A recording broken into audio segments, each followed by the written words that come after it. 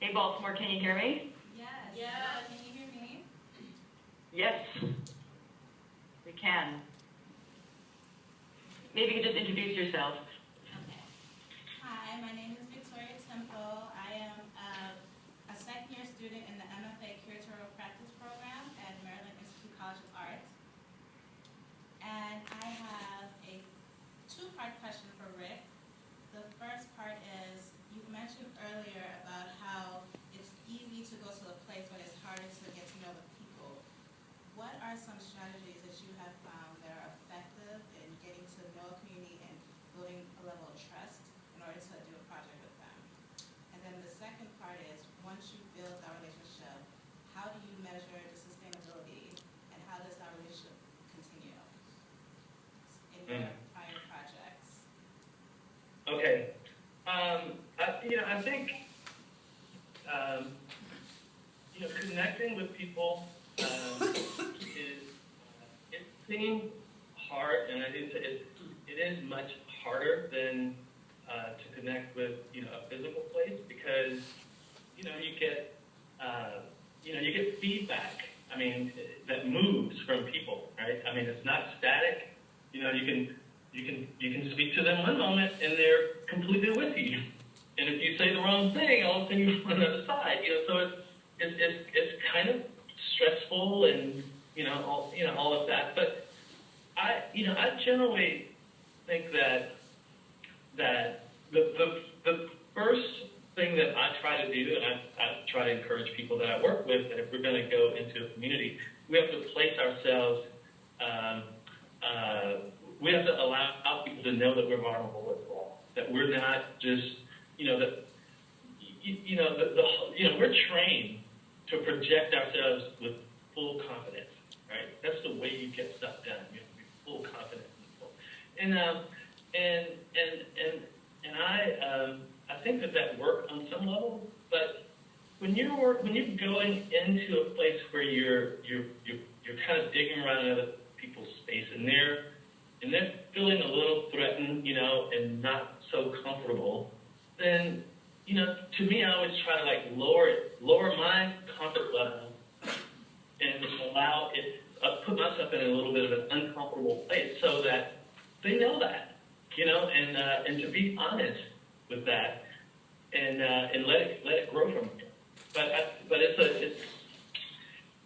a tough thing though, because people want you in control. They want to feel like you know what you're doing. And that gives them confidence to support you. But at the same time, they also, people are nervous about if you put your agenda, if you're so confident and you know so much about what you're doing, then, that may suggest that you have an agenda already before you showed up. And then if you already have an agenda before you showed up, then how do you incorporate or pay attention to the agenda that they may have? And so, it's a tricky line to walk. And the other thing I do, though, I try to do is, I always try to find ways to tap into people in the local community that are bridges for me, or at least that can be the people that, that I can talk to, that will tell me, that will speak honestly with me, because a lot of times I think when you're doing community work, we don't have people that will be honest because they're thinking they're going to get something out of it, out of what you're bringing in, and they don't want to jeopardize that, and so they'll kind of give you the nod for things that they may not be, too sure about, but I try to find, a few people that I can say, look, I need you to be able to just tell me straight up. Doesn't matter, what's going on. Pull my coattail. Tell me, and I check in with them all the time. I update them. They could be in organizations, individuals, they could be on the streets, any, number of different ways. And your second part was how do you sustain it? How do you sustain it? Yeah. Okay. I generally measure based on a lot of it for me is, and that's why I kind of earlier you might have heard me kind of try to make a distinction between the responsibilities of an artist and the responsibilities of an organization. An organization, I mean, there are certain measurements that you want to do in terms of, quantitative things, right? As an artist, I'm trying to sense out and figure out intuitively, is this working?